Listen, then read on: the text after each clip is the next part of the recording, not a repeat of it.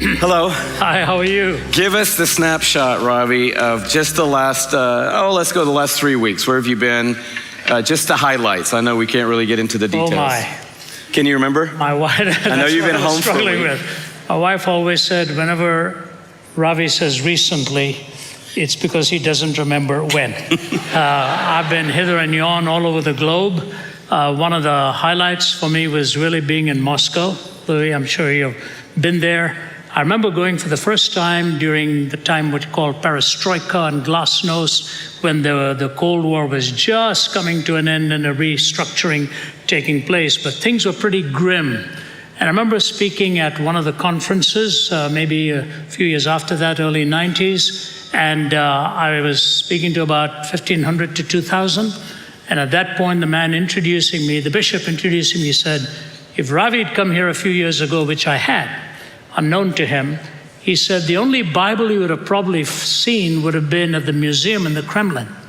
He said, today there are nearly 3,000 Bibles here in this auditorium gathered in amongst the people that are here to worship. I want you to know, when you're in a city like Moscow, and you're looking at thousands of young people celebrating just like you and I have been doing tonight, it's a story of God's miracle. Because the Bible was banned, the gospel was banned, and the church is just growing. You have to go through a lot of hoops before you get there with government permission. We don't get into politics, but the church is growing in Russia, and some of them had taken longer to come from Siberia to Moscow than I had from Atlanta to get there. So that's just one among many other countries I was in. We're here next week. I leave for a 5-country trip over the next 3 weeks. But I won't get into that. We cover the globe, we crisscross on every continent, and God is doing some amazing things. Yeah, I love that you can bring that perspective to us because, the media is always trying to help shape the view of the church. The church is dying. People are following faith anymore. That's in America, much less around the world. But you actually touch down on practically every continent, every month or two in your cycle around the world. Give us I know Moscow is a little snapshot. Give us Ravi Zacharias' take on the church in the world right now, the Church of Jesus Christ. The media is quite notorious for interviewing all the wrong people. And that's why you get skewed perspectives. I remember Peter Berger, the great social thinker from Boston. He was in our office here in Atlanta. Peter Berger was one of the most knowledgeable social theorists in the 70s, 80s, and 90s, and people like Os Guinness and all my colleagues were quoting him all the time. Sitting in our radio studio, he said, I got it all wrong. He said, writing in the 70s and 80s about the secularization of America, I figured church was finished. It was over, that it's gasping and breathing its last. He said, I never recognized the force that evangelicalism was going to be in the years to come. So any of those so-called churches that are dying, actually, the post-mortem began long before that, when they abandoned the scriptures, abandoned the authority of the word, and those that were proclaiming the word were growing. The fastest growing church in the world, as you probably well know, Louis, is in China, all right? When Mao Zedong in the 60s burned the library in the seminaries in Nanjing, he said, Christianity is finished here, never to raise its head again. Mao Zedong is gone. The church in China is the fastest growing church in the world, and very few of you would guess which is the second fastest growing church per capita. It's Iran. In the nation of Iran, the number of young people that are turning to Christ. And if I took you today to one of the countries that I shall probably better leave unnamed, and at the midnight hour in one of the largest churches, in the bowels of that church, in the basement, you'll see anywhere from 80 to 150 Iranian young people who are coming to be trained in how to present the gospel. They come in waves. A year round this goes on. So by the end of the year, there's thousands that have come and gone, and most of them are young. Response by the Middle Easterners and in Europe is also fantastic. This is really what's happening, and I wish the media would sometimes just give us a more objective view rather than this highly prejudicial, desired view that they have, that faith in God is a dying thing. Faith in God is like gold in a woman's purse. She doesn't often know it's there, but it's right there and you can find it. Yeah. No comment. So you were telling me as we've been thinking about this interview that's been in your heart a lot, what's been in the flow of our journey here at Passion City, this idea of the father crisis in America and what's called the fatherless generation. I know that Warren Farrell's book, The Boy Crisis, is a defining work on the epidemic of where we are as a nation. Talk a little bit from your perspective of how you see fatherhood or the lack of fatherhood and the impact that's making in people's lives. Some years ago, I was speaking to a small gathering of political leaders in Sydney, Australia. And civic leaders had gathered, political leaders, and even the police staff was there. And the chief of police sitting next to me at lunch turned to me and he said, "Ravi, a few days from now is Father's Day in Australia." He said, "It is the loneliest day of the year for many young people just a few miles down the road from where we are sitting." He said 70 to 80% of that community, he said, "I have 18,000 law enforcement working under me, 18,000. And they will tell you it's the loneliest day of the year in that community." I forget the exact number he gave, something like 70 to 80% of them wouldn't know who their father really is. And I remember sitting at that table, hearing that comment and seeing the emotion in the police chief's eyes and just translating that into reality. Thousands of kids who don't know who their father really is. And the reason he mentioned that to me, he said, as you men are talking here to us about our cultural crisis, he said, that's one of the greatest crises of our time. And that's writ large in America as well. Many a young man, many a young woman would be, and if this is a typical audience, I'm sure many of you would probably say you've either understand that situation or know people and you're close to somebody who understands that situation. When you realize that the opening two words of Jesus in his high priestly prayer, our Father, in the Sermon on the Mount, Matthew 6, our Father. Those are the first two words he utters to remind us of the sovereignty of God himself. But in a home where you don't have the Father present, it's a very painful reality. Yeah, talk about that in your own personal story. And I think maybe many people know a bit of your story, but you're an icon. But you're an unlikely icon in some ways because of the beginning that you had and some of the struggles that you had early in your life, and some of those related to your father. Yeah, I just finished reading your book in a couple of days, and if you haven't read his book that's just come out on the fatherhood of God and that need, I hope you all will get it. I began it 2 days ago and finished it early hours this morning. It's a very timely book, Louis. And while your story and mine is very different in many ways, it's very similar in some of the peripheral matters, really. I was raised in India. The first 20 years of my life, I was born in the south in Chennai, where the language is Tamil. I was raised in the north in Delhi, where the language is Hindi. Their culture, their language is different. Many of their food habits are different as well. My dad was from the deeper south in Kerala. My mother was from Chennai. Theirs was an arranged marriage and a lot that went along with it. But I come from a culture where shame and honor are very real issues. And when you are living in shame, you really want to hide. You don't want to be seen. The highest number of suicides in India are on the day after the results are released of either high school or university, and those results are printed in the newspapers.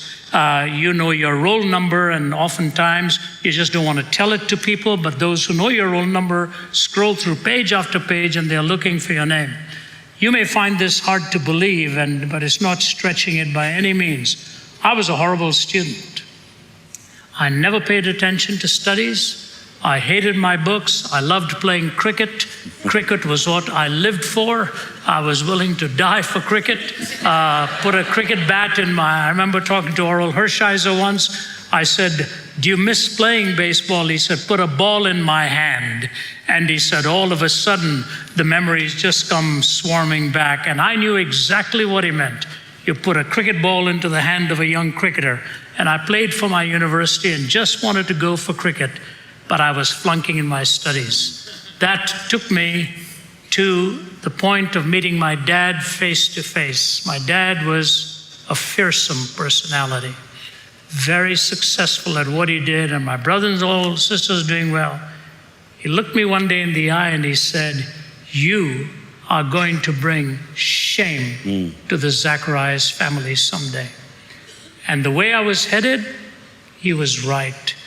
And in my book, Walking from East to West, I tell the story. I got my brothers and sisters' permission to write the story because it involved the whole family. They gave me their blessing. I'm number 2 in a family of 5. And on a given day, I said, "This is it. I don't want to face another morning. I don't want to face another tomorrow." It took me years, Louis, to even talk about it. The fact that I talk about it openly now is just the grace of God. And I do it because there's always somebody in the audience who struggles with it. And I tried to poison my system. The family was out. And the saltiness of what I had ingested created that gag reflex within me. I started to I was throwing up all the poison. As a result, I was throwing up all the moisture within my body. I got dehydrated and was taken to the hospital. Just 2 days ago, right here in Atlanta, while we were doing a program called Refresh, a young man in his late teens came up to me and he said, "You don't know how close I was to ending it all till I heard your story. And what I heard in your story, I believe there was hope for mine as well. And God saved me from taking my own life." So there I was at the age of 17 in a hospital bed with needles in my body because of the dehydration. They were trying to put that glucose and all of that back in. When a man brought a Bible to my bed, I had never opened a Bible in my life. I didn't own a Bible as far as I knew. I'd never opened one in my home or anywhere for that matter. I used to go to an Anglican church and just used to pray very hard that the service would come to an end soon so that I could go and play cricket. And in that John passage of chapter 14, which was read to me because the dehydration meant I couldn't use my arm. My mother read it to me. Verse 19, chapter 14. Jesus said, "Because I live, you also shall live." And I said, "Whoever you are, you claim to be the author of life. And I just don't know what living actually means. If you will give me the life that you want me to have, I will leave no stone unturned in my pursuit of truth to follow you." That was at age 17. I am 73 years old now. It was the greatest miracle that God brought in my life. Wow.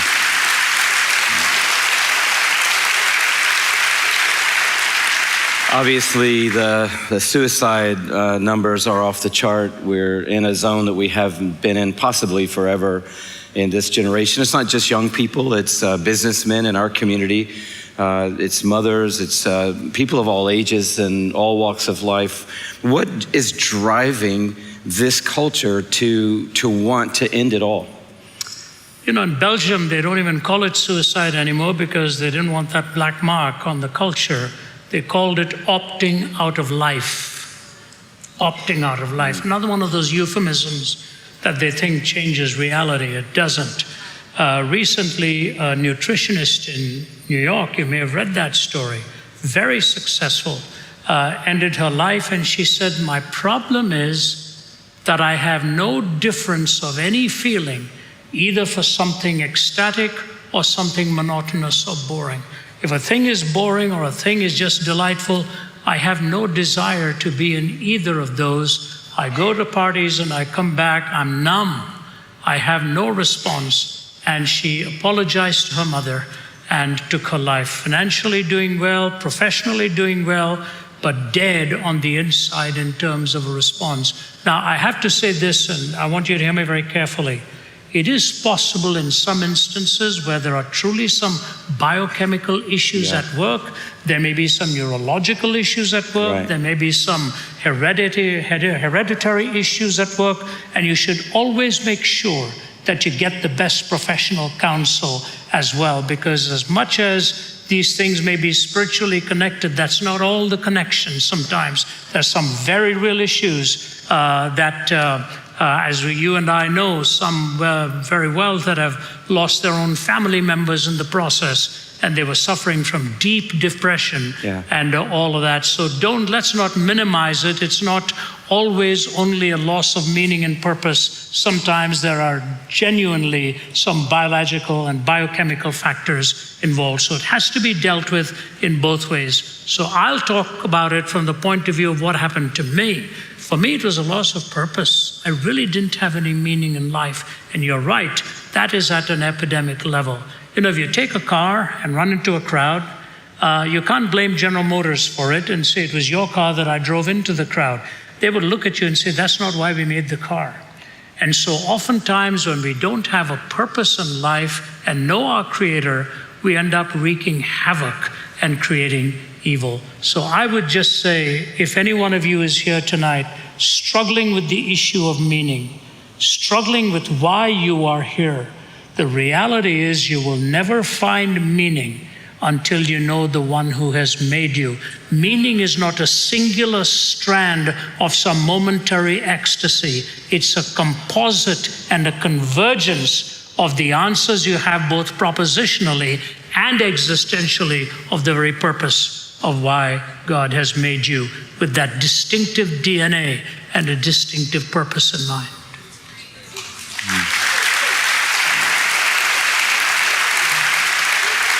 The culture seems to want to purport that there are no values. There's no absolute, there's not really right and wrong. Someone was saying it the other day in a way that I thought really accurately reflected where we are. They said, no one wants to be wrong anymore. So you're not wrong and I'm not wrong if we see things come from two different points of view. It's just that we're different. Yep. You have a different way of looking at it than I do, so you're not wrong and I'm not wrong. And we're trying to take the values out of culture, thinking that this is where freedom is. But it seems like the payoff we're getting isn't more liberty, it's actually less meaning and less purpose. How do we turn the tide and how do we reshape the landscape?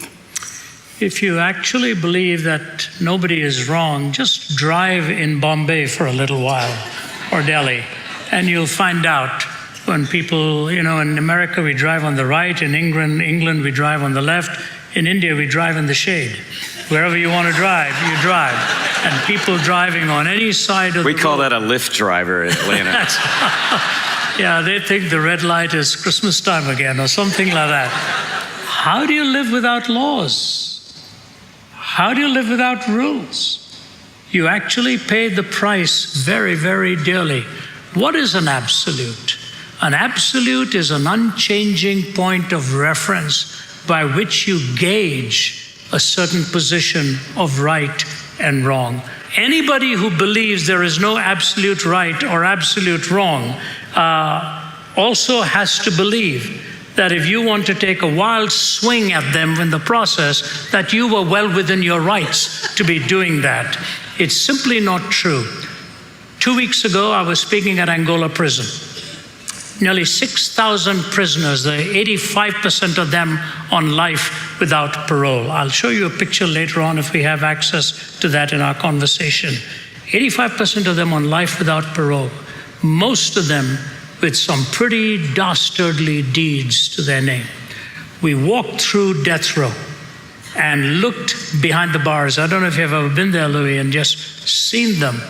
And as I was talking to one man and praying with him, suddenly there comes bellowing from the halls 3 or 4 enclosures next to us. There's no privacy there. A tiny little room with a toilet, with a table, with a bed.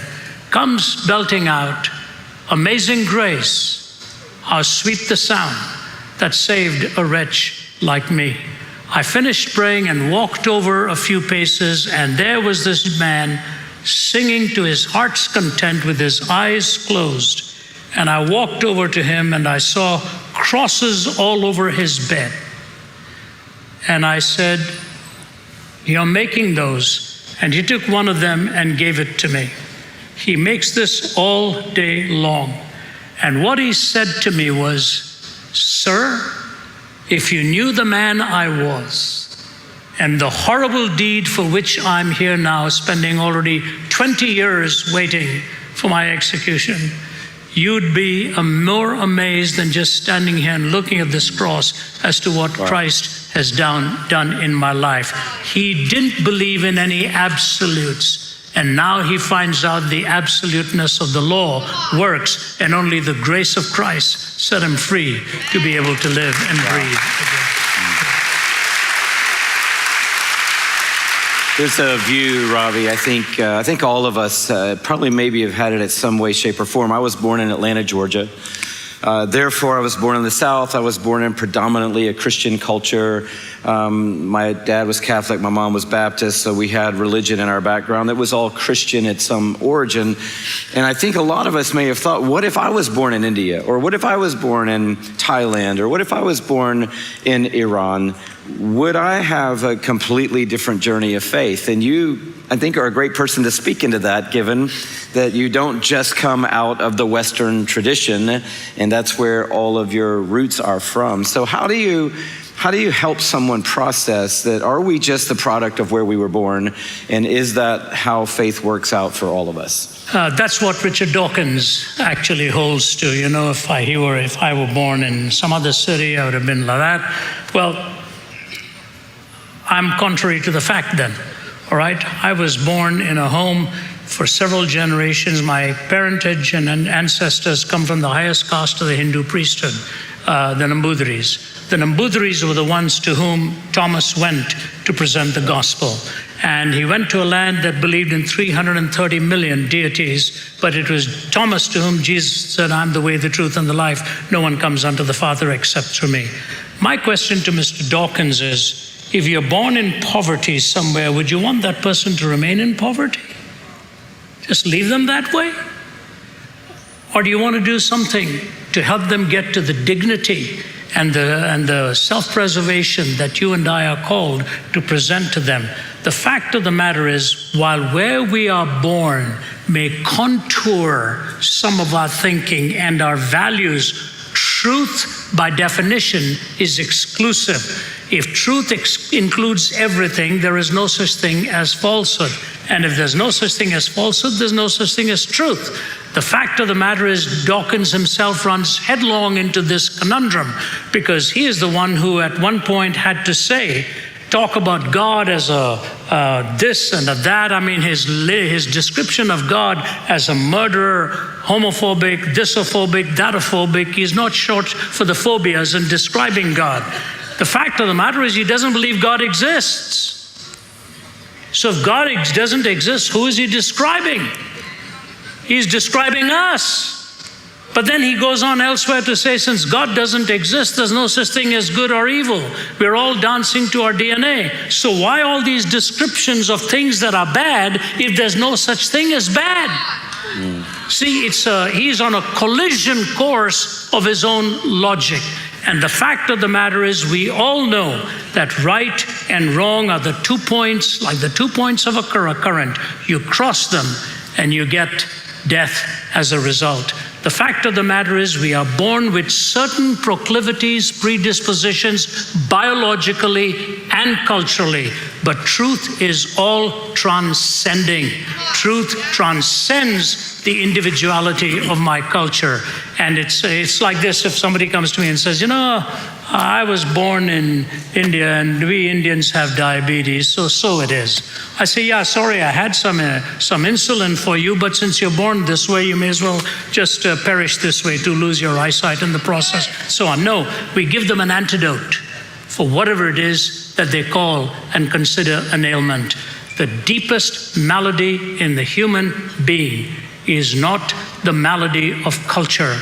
It is the malady of the word that we despise, which is called sin. We are in rebellion against God, and for that rebellion, there is only one cure and one Savior and one sacrifice offered to transform the human heart. Amen.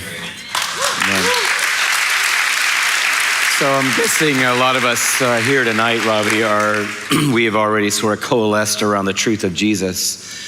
But I would venture to say that a lot of people here invited a friend because they knew that you would be speaking on a range of topics, not necessarily as a pastor or preacher, but more as an intellect and a thinker. And so I would guess there are a lot of people sitting in the room that are going, okay, I'm tracking with you, but what is truth? How do you find truth then? If there is truth and you're helping me think that maybe there is truth, how do I find the truth?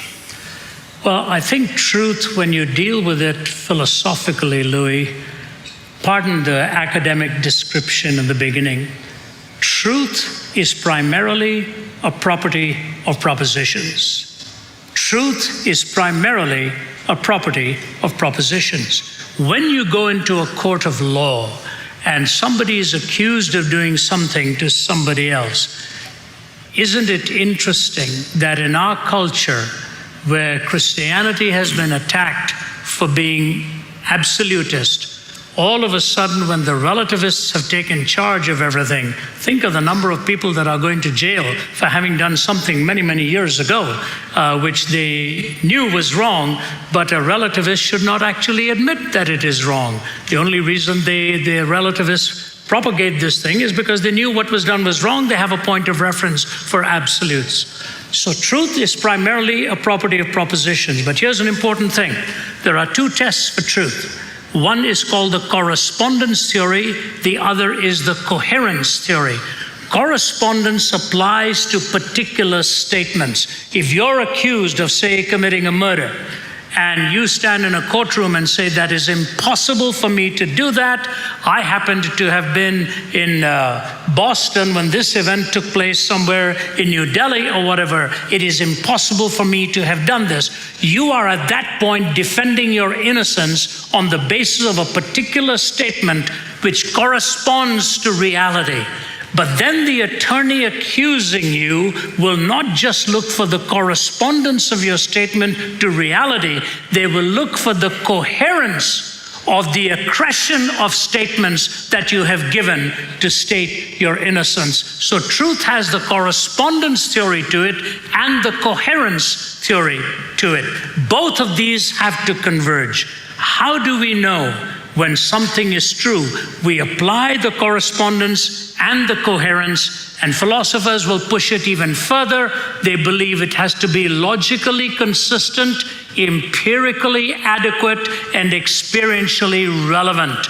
Logically consistent, empirically adequate, and experientially relevant. Take those three things: logic, experience, and empirical evidence.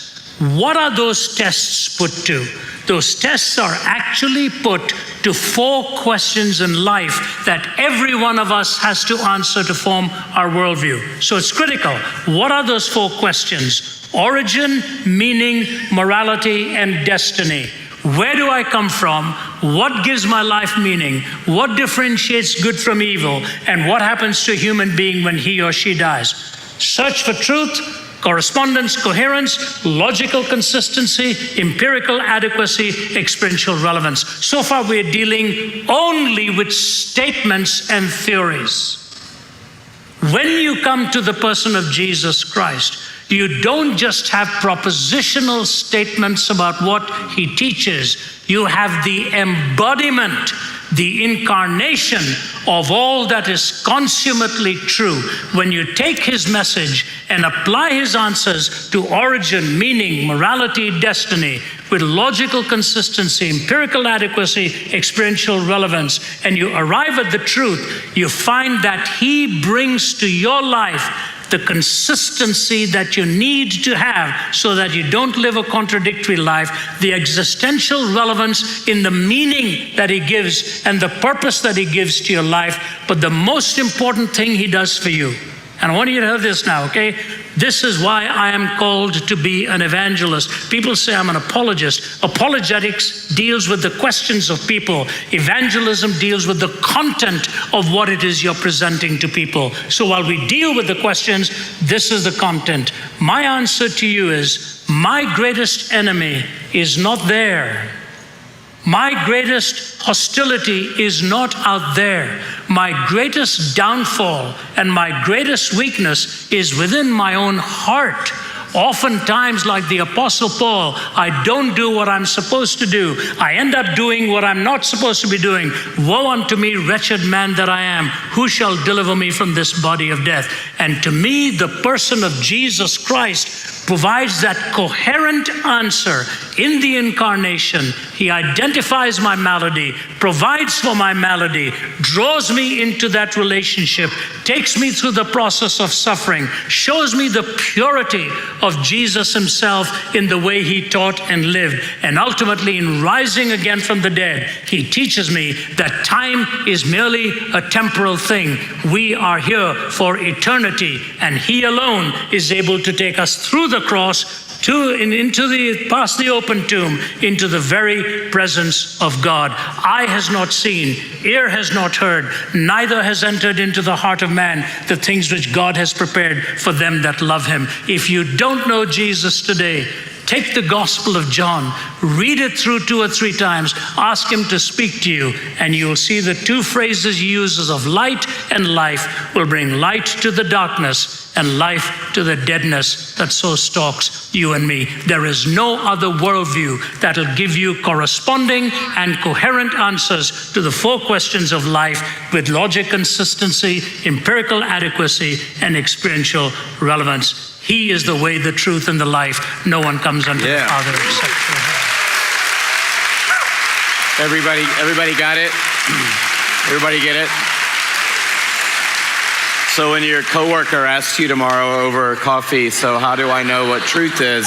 You got it now, right? I've said this actually to people before. They've said, "Can you explain?" And then they'll give me some philosophical conundrum, and I'll go, "No, but I do know Ravi Zacharias personally, and he can explain that." And then I sleep good at night. So please stay with us for a little longer, Ravi, because there's not another one of you on the horizon right now.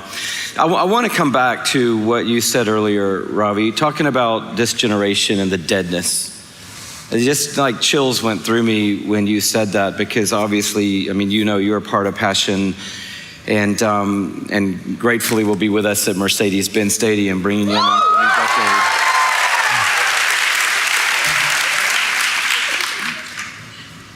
But this is a real thing, a generation that doesn't feel.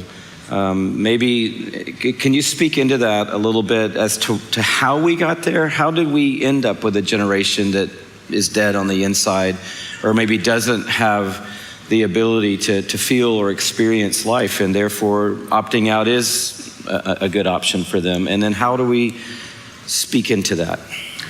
You know, it's a long journey into falsehood, Louis. I speak on campuses all over the globe, and my colleague is here, Sanj, who just tells his story of living a life of indulgent pleasure, how the first year of university he simply lost his way. There are millions like that. And I think what went wrong when Francis Schaeffer and Everett Koop and all were writing in the 70s and 80s, I was a young undergraduate student. I remember them talking about how we were losing our way. And the way Francis Schaeffer was, you know, he was the first evangelical philosopher of note in recent memory. There were many others, but his name was writ large. And I remember attending a lecture of his, and then years later, when I was teaching in New York, hosted him.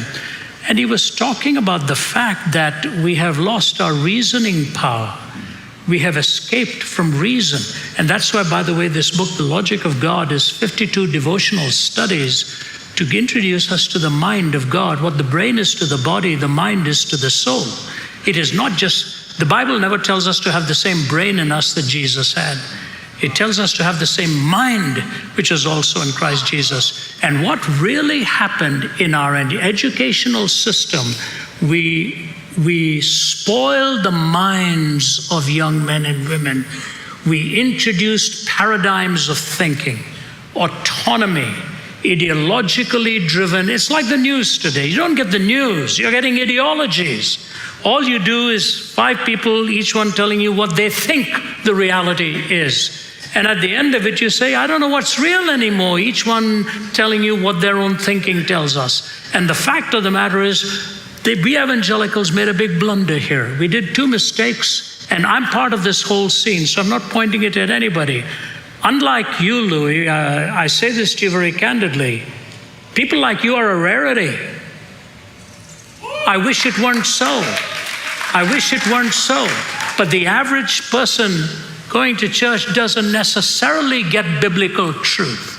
They may get ideas that titillate their imaginations a little bit, that bring certain momentary euphoria. But that's not who you are, and that's not why you are here. You are not just here to tell people to go out and have a nice dinner tonight and feel good about this. You're here to tell people that there is a way that Christ is calling us to, a path that He's calling us to, with His word, which is a light and a lamp to take us along the whole destiny.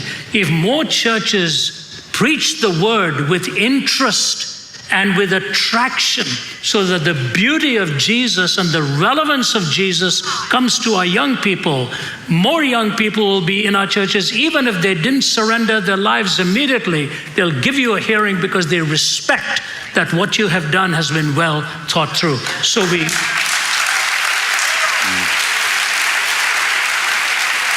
just like the Old Testament, where was the book of the law lost? It was not lost out there, it was lost in the house of the Lord. So this double whammy of the church losing the word and becoming sort of fanciful expositors of positive thinking type thing. You know, if your bone's broken, thinking positively is not going to help you. You've got to get the joint back in order.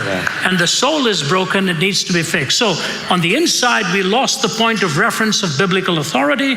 On the outside, we had the academic system hijack all of education. Existentialism failed the generations of the 60s and 70s. And how did they do it? They did it through the medium of the arts and music. So let me give you a brief moment here, okay? You go back to the 11 and 1200s, rationalism was holding sway.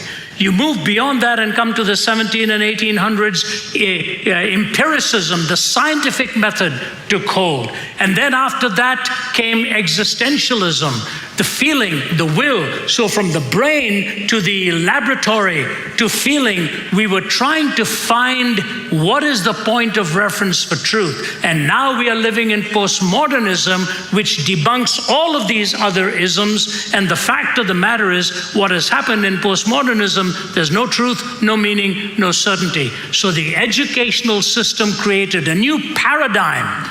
A student in Canada once stood up and said to me, how can you not say that science is the queen of the disciplines? I am a scientist. I eat, breathe, drink science. Science is the queen of the disciplines. I said, let me ask you a question. When you go to your science lab and you come to a conclusion, which of the exact sciences tells you you ought to be honest about your findings? He just looked at me. I said, so now you're surrendering the queen to the metaphysics of it all. Honesty has got nothing to do with the basic sciences. It's got everything to do with metaphysical thinking, ethical thinking. The difference between America and Europe is precisely this. Please hear me carefully. Gertrude Himmelfarb, professor emeritus at Columbia University, in her book, Roads to Modernity, points this out. She said, for Europe, everything was anchored on reason, rationalism. She said, for America and the United Kingdom, it was different. It wasn't reason, it was moral reasoning that was the foundation of these two nations. So moral reasoning is the foundation on which all other reason ultimately has to stand. Because if all you're doing is reasoning without morality, you could become a very dangerous person, because your reasoning could take you in a completely different direction. So we lost the centrality of the word within the place of proclamation. We lost the authority of proper reasoning in our public education. So what have we graduated with? Why did we go to university? Because the Greeks didn't have the answers to find unity in diversity. So they opened the university to find unity in diversity. Now the disciplines don't have any unity in diversities. Each of the disciplines has no idea what the other discipline is teaching. It is faith in God that must provide the unity in the diversity of our disciplines, or we'll have a plurality of capacities with none of them ever coming together for a singular purpose.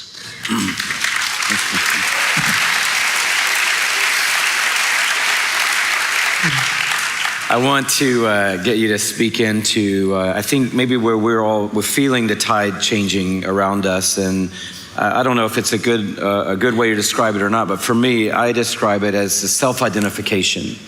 It seems like we've moved into a time of life where everyone is autonomous, and as an autonomous being, somehow it's within their power and ability to decide who they are. And I'm not talking just on the narrow band of the sexual spectrum. I'm talking about in life, in general. We decide and we shape the view and the value of who we are. And I want to just hear you speak to that. We sang a song earlier tonight, and one of the lines we sang was, speaking of Jesus, "You're my author and you're my maker," which are big tenets of the Christian faith, that there is an author of life and a maker of life. But yet we're in a culture now where it seems like there is no author and there is no maker, because I am the sole arbiter of my identity. And can you just speak to that? It seems like a great path to freedom. Everybody gets to figure out who they are. And it sounds like at the end of that, there's probably a wonderful euphoria of freedom, but is that really where we're headed? You know, thank God for our young people today who have the courage to go into these very hotbeds of resistance and take a stand. I don't know if I'm going to embarrass him, but Tim Tebow is here, sitting at back here, okay? I like Tim because his muscles are like mine. His biceps are like bronze, mine are like gold, hard to find, all right? I like to say that my thighs and Tim's arms are the same size. I feel good about that. Sorry to embarrass you, Tim, but why? Here's a man who is willing to kneel in the face of those who would mock his faith.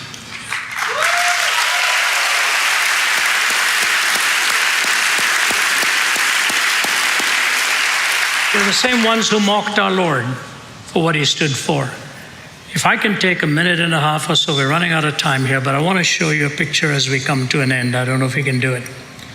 When I was in Angola speaking to these prisoners, they're all pretty heavy-duty guys, but you know, they have been so made tender by God. I had lunch with a man called Kyle.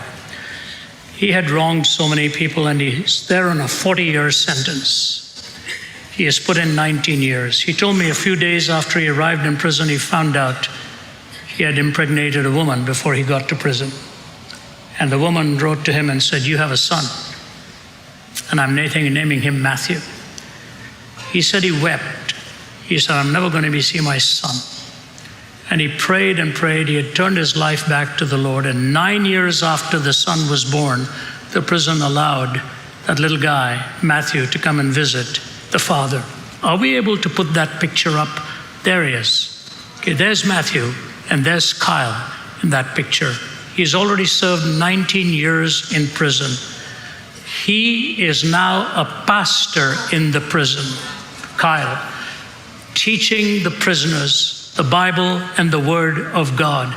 Kyle is now 19 years old, just been accepted at, his son Matthew is 19 years old, just been accepted at Wheaton, entering the ministry there. The father and son came together, and Kyle described for me the night before he met his son for the first time. He said, "I couldn't sleep. Will my son really accept me?" And the story is absolutely beautiful. Here's the story.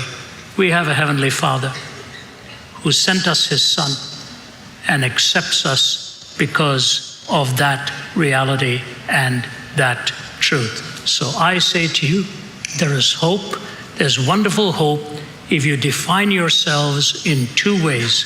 Number one, What it means to be human is to be created in the image of God. What it means to find your destiny is to find your Creator who has created you and why He has made you for a purpose. So in general terms, the Imago Dei, in particular terms, it's not who you are alone that defines you, but whose you are. That Father and Son met and found out whose they really were. And like the prodigal son, we walk back home and the Father leaves the home and comes running to embrace us. May God bless you as you find your heavenly Father. That is my prayer for all of you.